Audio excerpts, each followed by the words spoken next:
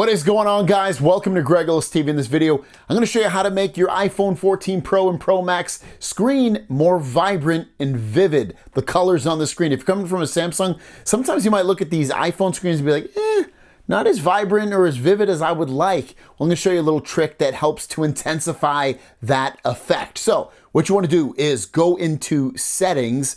After that, you want to go into Accessibility. So find Accessibility.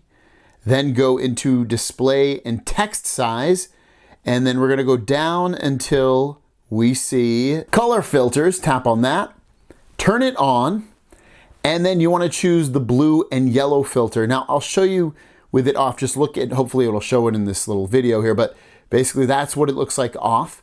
When it's on, you can see some of those colors do get intensified, more vivid. The green, the yellow, the purples really take shape a little bit more. And then even when I go back home, I feel like the blues really pop out as well. So it's a nice little trick to intensify some of the colors on your iPhone 14 Pro Max. Otherwise, there's really not much you can do beyond that. So there you go. Hope that is a good little fix for you. Thanks for watching, and we'll see you down the road.